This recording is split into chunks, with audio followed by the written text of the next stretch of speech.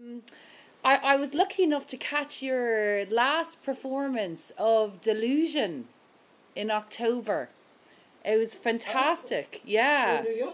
yeah, Thank, at thank. BAM. Uh-huh. I loved it, and it was a real revelation to me, actually.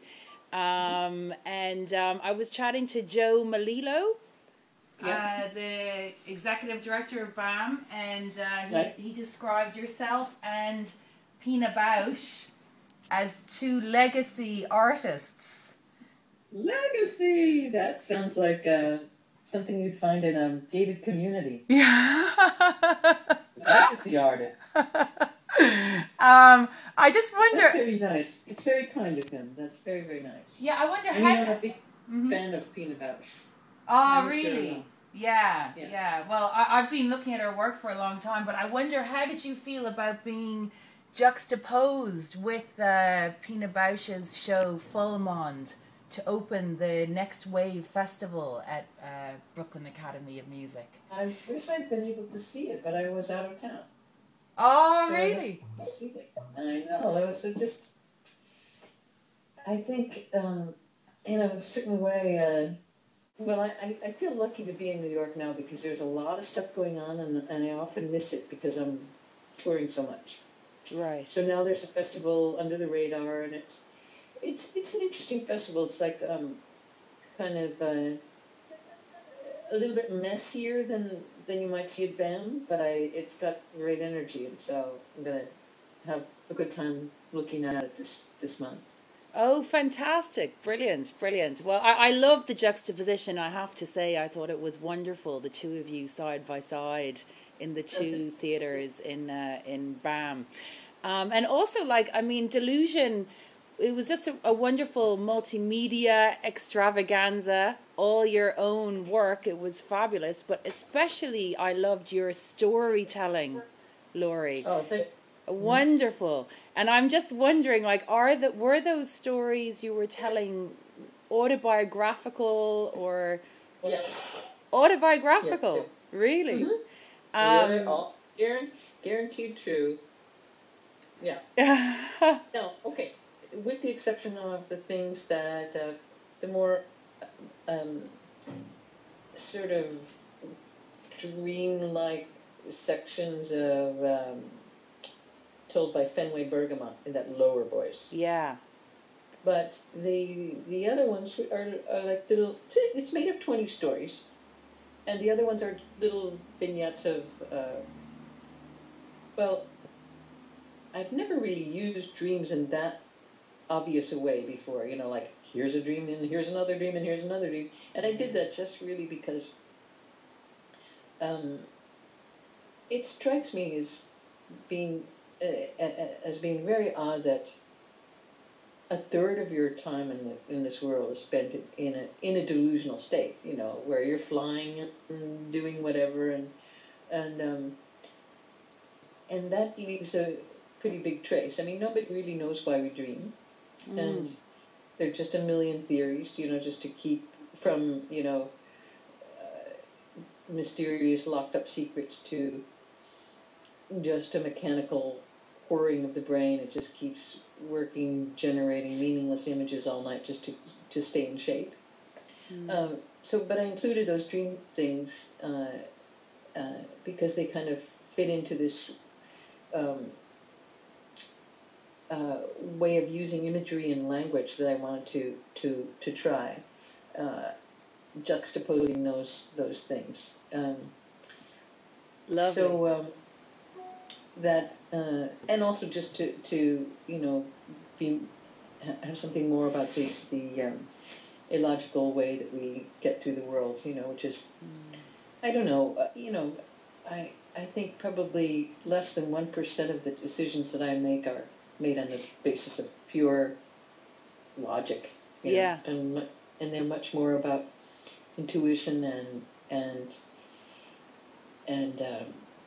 so on. Yeah, yeah, and I loved your book that went with it as well of drawings, your drawings from your Oh dreams. yeah, That was really yeah, beautiful too. And I just wonder though, is your ancestry actually Icelandic and Irish? yeah. Oh, it is. that's a wonderful combination in Well, today's banking it's crisis. actually Swedish and Irish, which I was defining as what what are the two threads that met in Iceland, because the Vikings and the Irish were the ones who showed up in Iceland and defined that that strain. Brilliant, brilliant. Yeah. So do you feel a connection to Ireland? I'm wondering. Absolutely. I mean, oh really? Absolutely. Yeah. Because it strikes me as two places in the world where I really feel that everyday language has become a kind of art form, and it's two cities in particular, Dublin and Jerusalem. Wow. That I really feel where the nuances, the playfulness, the expansiveness of everyday language. I mean, just everybody, cab drivers, just people in shops, whatever, are doing it. They're using it in this playful and very artful way. Now, I don't understand a word of Hebrew, but I am not missing the point of what they're doing. They're splitting really amazing hairs, and they're having a really good time, and they're very, very, very engaged in it.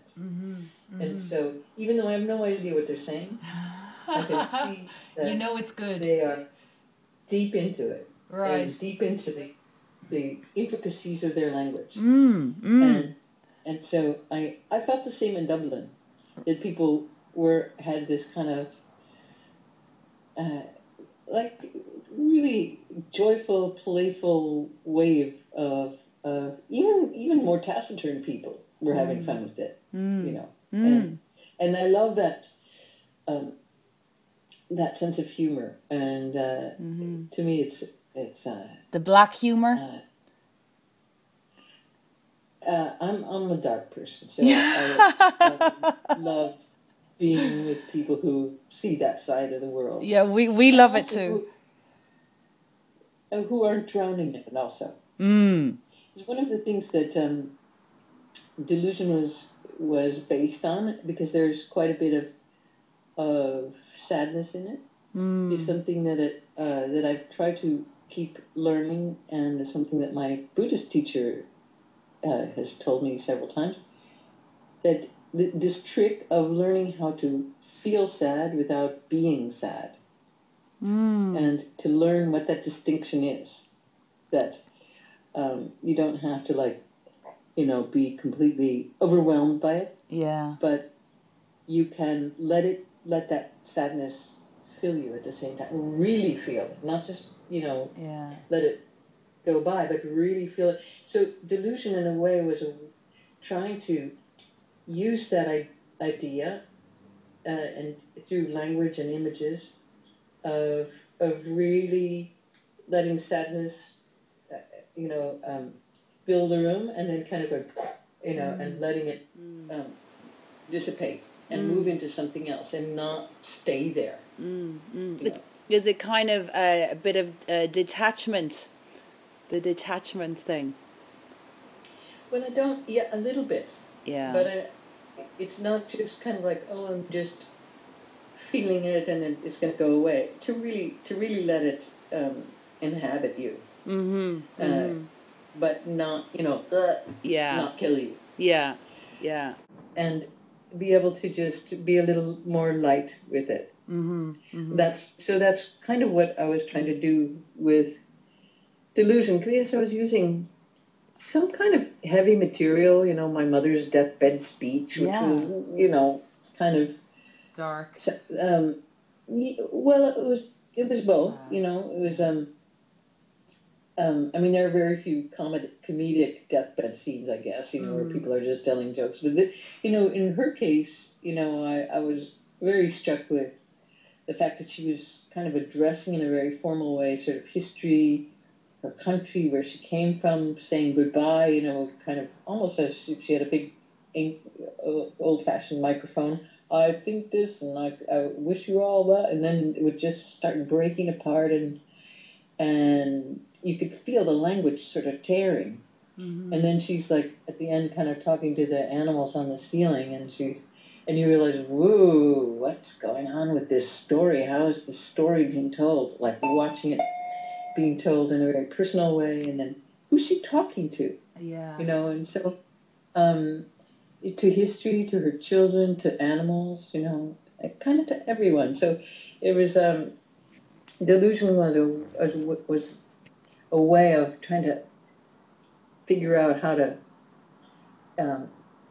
switch those kind of storylines. Yeah, yeah, and float in and out between them. I thought it was fantastic.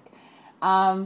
I'm just thinking, like, a lot of people here who I've been talking to have a very clear memory of you in 1980 in a little room above the archway at Trinity College in Rosk Festival, playing... At Rosk, yeah. Yeah, playing a tape and opening and shutting the door, letting some light in.